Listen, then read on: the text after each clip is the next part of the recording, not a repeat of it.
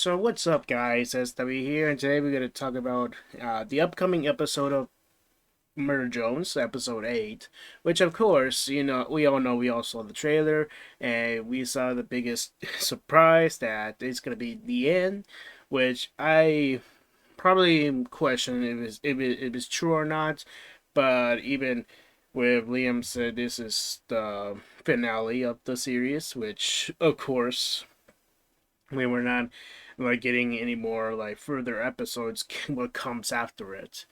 But even then he did hints some can be like explored, whatever you, maybe some spin-offs, whatever. Yeah, but this time we're gonna take a look at episode 8. And keep in mind, guys, I've been told that episode 8 will be more darker than episode 7.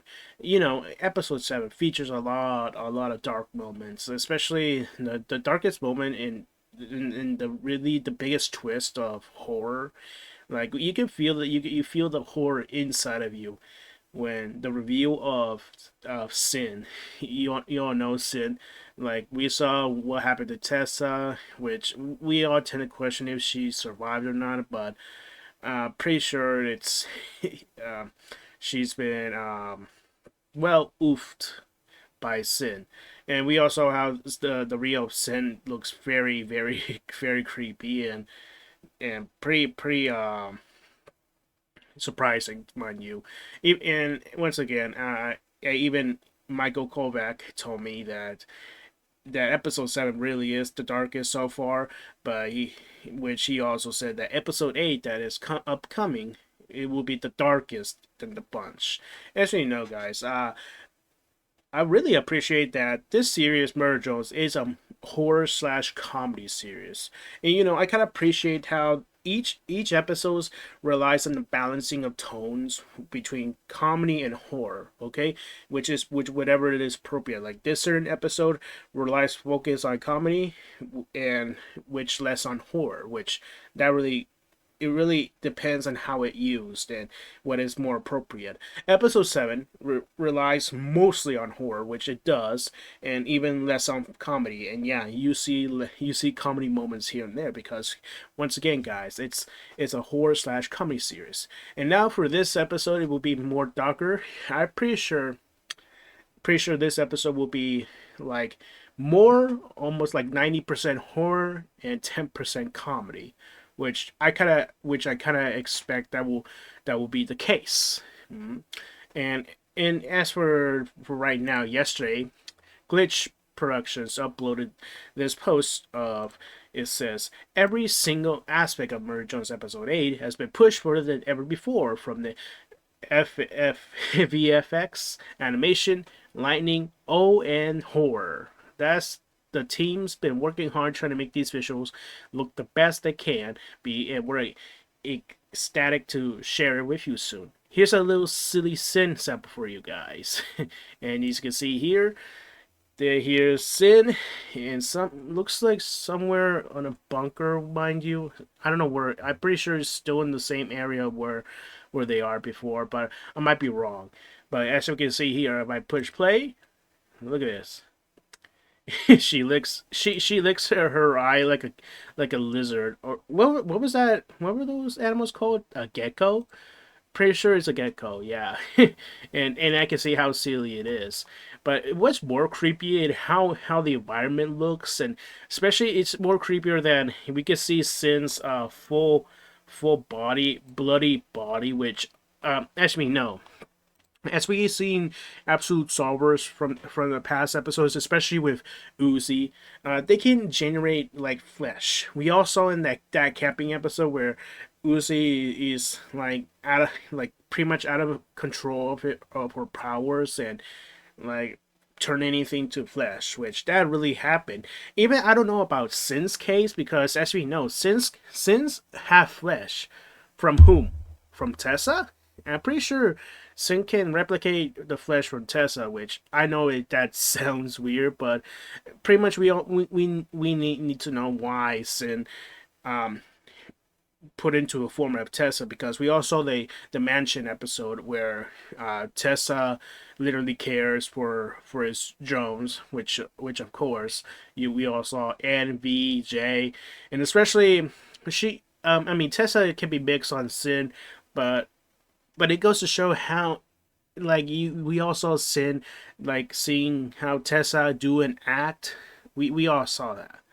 And we also the big reveal that Sin is an absolute solver that has been improperly disposed of, and we also the absolute killing spree of what happened to the mansion. And even then, we saw pictures of Tessa like sitting there, like the aftermath, feeling all scared, and we just begged the question, what happened to her? So yeah. And as you can see, there's tentacles, which that's creepy in itself. But what's even more creepier is this, and a bunch of, oh, I'm pretty sure she can add like tentacle like hands, which, oh my goodness, that is, I know it's grainy over here because God forbid Twitter compression, but yeah, this is just oh man, this is pretty creepy as shit, bro. Okay, and but here's where I saw this. As you can see here, there's the absolute solver symbol, system, command. It says callback ping, attempted to reconnect. So basically, when I see this, I'm basically assuming that Sin is looking for Uzi. As we know, Uzi is has the absolute solver in her, passed off from his mother, Nori. And as you all remember from the episode 7, we also the ritual that's going on with Nori, and we can see the absolute solver taking over her, and we see the scientists asked one of their workers to get the patch from Eva. So yeah, it basically what that means. I'm pretty sure that that Sin can control any drone that has the absolute solver in them, and we've seen this, like we seen in that same episode that but we also seen that same episode where it was Uzi was controlled by Sin. That's the if you all saw the fight scene between N and absolute solver Uzi there. And yeah, and pretty much we were just like try to see what will happen next, because as we know, Uzi's the patch that used to fix everything of the absolute solver on Nori and Eva. We also saw the scene where Doll looks up like no, not Doll, but basically Tessa or Sin destroy the computer where it lists out the information of Eva and Nori. The patch has been solved, except for Doll and Uzi. And Tessa destroyed that, and we all saw how Doll's demise there.